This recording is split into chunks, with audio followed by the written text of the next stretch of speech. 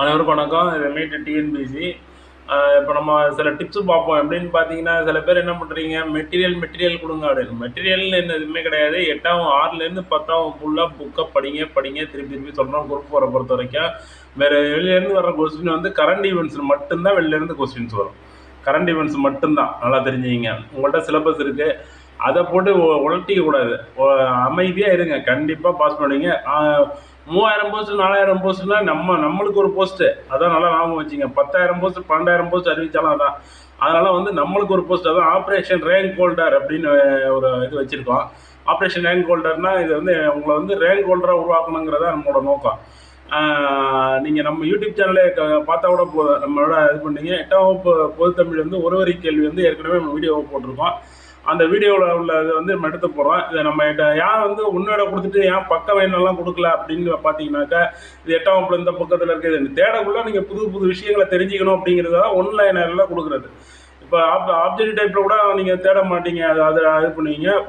One-liner test எதுக்கு கொடுக்குறோம்னாக்கா, online test எதுக்கு முன்னாடி போட்டிருக்கேன் அப்படின்னாக்கா, அதுலேருந்து நீங்கள் சர்ச் பண்ணக்குள்ள புது விஷயங்களை நீங்கள் 21ஆம் பக்கத்தில் எடுத்து பார்க்கக்குள்ள 8ஆம் வகுப்பில் இருக்குன்னு போடுறோம். அந்த 20ஆவது பக்கம் 19ஆவது பக்கம் 18ஆம் பக்கம் இருக்கிறதுல அட்லீஸ்ட் ஒரு விஷயத்தை பார்த்தா கூட அது எக்ஸாமுக்கு வரும் அப்படிங்கிறதுக்காக தான் நான் அதுமாரி போட்டிருக்கோம். இருந்தாலும் விடையில் அடுத்த இதுக்கெல்லாம் விடையெல்லாம் இப்படி போட மாட்டோம், லாஸ்ட்டாக போட்டுக்கிறோம். ஆனால் இப்போ வந்து ஃபஸ்ட்டே போடுறோன்னா இது எதுக்காக போடுறாங்கிறது நீங்கள் புரிஞ்சுக்கணும், புரியுதா? 40வது கொஸ்டின்லேருந்து ஒரு 219 கொஸ்டின் கொடுத்துருந்தா அதில் 31 கொஸ்டினுக்கு இப்போ ஆன்சர் பார்ப்போம். ஏற்கனவே நேற்று வந்து நான் வேலைக்கு போய்ட்டு வந்து நைட்டு 10 மணிக்கு போட்டிருக்கேன் அந்த இது. நான் டிஎன்பிசி குரூப் 2ல தான் பாஸ் பண்ணி கவர்மெண்ட் ஜாப்பில் இருக்கேன். இப்போ வந்து நான் பார்த்தீங்கன்னா வேலைக்கு போய்ட்டு வந்து நைட்டு 10 மணிக்கு போனாலும் வீட்டில் இருந்து தான் படித்தேன். அதனால தான் அதை சொல்கிறேன் உங்களுக்கு திரும்ப நான் ஒரு மெத்தடை ஃபாலோ பண்ணால் அந்த மெத்தடில் கண்டிப்பாக சக்ஸஸாக இருந்துச்சு. அதுக்காக தான் உங்கள்கிட்ட படித்து சொல்கிறேன். உங்கள் நேர விரயம் வேஸ்ட்டு, மெட்டீரியல் எங்கேயாச்சும் உங்கள் அங்கங்கே அலையிறது இதெல்லாம் விட்டுட்டு நல்லா நீட்டாக 6 to 10 புக்கை மட்டும் எடுத்து படிங்க. இப்போ இருக்கிற நாட்கள் ரொம்ப கம்மியாக இருக்குது. இந்த 60 நாட்களில் வெற்றி பெறுவது எப்படின்னு எனக்கு கான்டாக்ட் பண்ணுங்கள், உங்களுக்கு சொல்லித்தரேன். 8ஆம் வகுப்பு பொதுத்தமிழ் வந்து ஒரு வரி கேள்வி வீடியோ இது பார்த்தீங்கன்னாக்கா, அப்புறம் வந்து மரபு தொடர்கள் 40வது கொஸ்டினில் மரபு தொடர்கள்லாம் நம்ம கொடுத்துருந்தோம். பால் அப்படின்னா பருகிறது, பாக்கி தண்ணின்னா குடிக்கிறது, பால்னா பருகிறது. நல்லா போச்சுன்னு இது கேட்பாங்க. பால் பருகு இது வந்து பேஜ் நம்பர் 21 இருக்குது. இந்த பேஜ் நம்பரை குறிப்பிட்றது அடுத்த வரையிலும் குறிப்பிடவே கூடாதுன்னு நினைக்கிறேன். ஏன்னா நீங்கள் பேஜ் நம்பர்னால் அதை மட்டும் பார்த்துட்டு விட்டுருவீங்க. நீங்களே தேடினீங்கன்னா 8ஆம் வகுப்பு புக்கை தேடக்குள்ள புது இது ஏதாச்சும் ஒரு வேர்டு இருக்கும், அதை பார்ப்பீங்க. சித்தாலே அதில் உங்களுக்கு டைம் இதாகும். மாறி பார்க்கக்குள்ள உங்களுக்கு நிறைய விஷயங்கள் அதில் கேதர் ஆகும். அப்படிங்கிறதுக்காக தான் ஒன்லைனர் டெஸ்ட் கொடுத்துருக்கீங்க. நல்லா புரிஞ்சுங்க இதோட மெத்தடை, அதை நீங்கள் ஃபாலோ பண்ணுங்கள். ஏன்னா ஒன்று இப்போ ஸ்டிமுலேட் பண்ணி விடுறதுக்கு எனக்கு ஆள் இல்லை. அதனால் பார்த்தீங்கன்னாக்கா இதுமாரி ஒரு கொஸ்டின் கேட்டு தான் 8ஆவது புக் எடுத்து நல்லா சர்ச் பண்ணியிருப்பேன். அதுக்காக தான் இதை போடுறேன், புரியுதா? பால்னா பருகிறது, இலைன்னா பறிக்கிறது. இந்த பக்கம் வந்து பொதுத்தமிழில் 8ஆம் வகுப்பு பொதுத்தமிழில் எந்த பேஜில் இருக்குது அப்படின்னு போட்டிருக்கேன். இலைன்னா பறிக்கிறது, சோறுனா உண்றது, சோறு வந்து உண்றது, கூடை முடைகிறது, தண்ணீர் குடிக்கிறது, பூ கொய்கிறது, பானை வணைகிறது, இலை பறிக்கிறது, பூ கொய்கிறது. நல்லா ஆலோசிங்க. பூ கொய்தல் ஓரெழுத்து ஒரு சொற்கள்ல மெய்யெழுத்து மிகுங்கிறதுனால பூ கொய் இக்கு வருது. பானை வணைகிறது, சுவர் எழுப்புறது, சுவர் கட்டுறது கிடையாது, எழுப்புறது. பானை வணைகிறது, பானை செய்கிறதோ பானை இது பண்ணுறது, பானை வணைகிறது. பூ கொய்கிறது, தண்ணீர் குடிக்கிறது, கூடை முடைகிறது, சோறு உண்றது, பால் பருகிறது. எல்லாமே பேஜ் 21 இருக்குது. 48வது கொஸ்டின் முறுக்கு தின், அது மெய்யெழுத்து மிகவும் அதை பார்த்துக்கிறதுக்காக போட்டிருக்கேன். முறுக்கு தின் அது 21வது பேஜில் இருக்குது. ஆந்தை அலரும் 50 காகம் கரையும், குயில் கூவும், அதேமாரியே சேவலும் கூவும், குயில் கூவும், மயில் அகவும், கிளி பேசும், கோழி கொக்கரிக்கும், கோ அப்படின்னு அவங்க வச்சிங்க. கோழி கொக்கரி 20வது பேஜில் இருக்குது. ஆந்தை அலரும் நம்ம கொஸ்டின் நம்ம இந்த பக்கம் போடுறது கொஸ்டின் நம்பரு.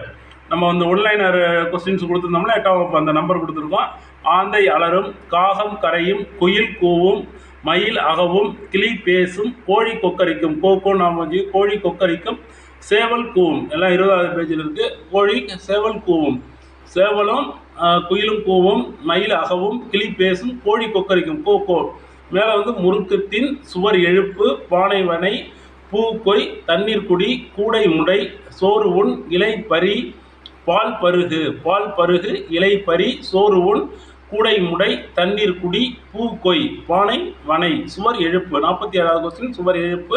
48வது கொஸ்டின் முறுக்கத்தின், ஆந்தை அலரும், காகம் கரையும், குயில் கூவும், மயில் அகவும், கிளி பேசும், கோழி கொக்கரிக்கும், புறா குணுகும். அது ரொம்ப ஞாபகம் வச்சுக்கோங்க. புறா குணுகும், கோழி கொக்கரிக்கும், கிளி பேசுறது, இதெல்லாம் ரொம்ப முக்கியம். ஆந்தை அலறும், காகம் கரையும். மக்கள் கூட்டம், மக்கள் வந்து கூட்டம். ஆநிறை, பசுன நிறை, பசுநிறை ஆநிறை அப்படின்னு சொல்லலாம். ஆன நிறை. ஆட்டு மந்தை, ஆட்டு மந்தை 60வது கொஸ்டின் ஆட்டு மந்தை. அப்புறம் 201வது கொஸ்டின் புலி வந்து பரஷ். 6வது பேஜில் இருக்குது, 8வது புக்கில் 6வது பேஜில் இருக்குது. புலி பரஷ்.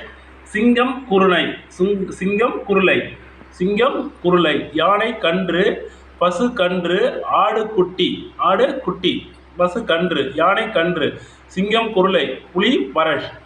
புலி உருமும், சிங்கம் முழங்கும், யானை பிளிரும், பசு கதரும், ஆடு கத்தும். ஒளிமரபு முன்னாடியும் இது பின்னாடியும் இந்த கொஸ்டினில் கேட்டிருப்போம், மாற்றி போட்டு வரணும் இல்லை.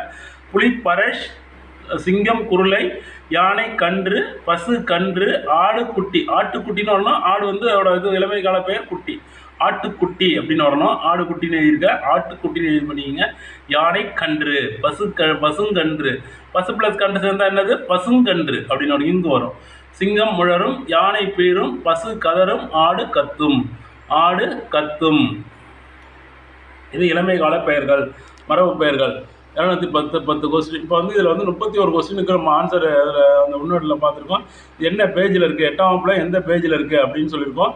அனைவரும் இந்த டிஎன்பிசி குரூப் 4 எக்ஸாமில் ரேங்க் ஹோல்டர் வர்றதுக்கு முயற்சி பண்ணுங்கள். இது மட்டுமே எக்ஸாம் கிடையாது, தொடர்ந்து எக்ஸாம் இருக்குது. அது இல்லாமல் பல போட்டித் தேர்வுகள் மத்திய அரசு மாநில அரசுகள் ரெண்டுமே நடத்திக்கிட்டு இருக்குது. அதில் வந்து நீங்கள் ஜாயின் இது பண்ணலாம். நீங்கள் வந்து இந்த குரூப் 4 மட்டும் பார்த்துட்டு அந்த டயத்துக்கு யாரும் எக்ஸாம் எழுதுறீங்களோ தயவுசெய்து எக்ஸாம் எழுதாதீங்க. அந்த அறிவிச்சோன்னு போய் எக்ஸாம் எழுதுறவங்க எழுதாதீங்க. எப்பயுமே கண்டினியூவாக படிப்பு இருக்கணும். இருந்தால் தான் ஒரு போட்டித் தேர்வில் வெற்றி பெற முடியும். அதனால் புரிஞ்சுக்கிங்க. இப்போ வந்து இதை இது வந்து 8ஆம் வகுப்பு பொது தமிழ். இதை இந்த 219 கொஸ்டினுக்கு ஆன்சர் நம்ம பார்த்தது பிறகு இதை நீங்கள் வந்து 8ஆம் வகுப்பு புக்கை எடுத்து படித்து பாருங்கள், எப்படி இருக்குது அப்படின்னு பாருங்கள். அதுமாரி தான் எல்லா வகுப்பு புக்குக்கும் சோசியல் சயின்ஸாக இருக்கட்டும், சயின்ஸு எல்லாத்துக்குமே கொடுக்க போகிறோம். இதிலேருந்து கொஸ்டின் கண்டிப்பாக இதில் இருந்தால் கொஸ்டின் வரும். அதை நல்லா தெரிஞ்சு வச்சுங்க. ரொம்ப நன்றி, வாழ்த்துக்கள். வாழ்க்கையில் வளம் பெற வாழ்த்துக்கள்.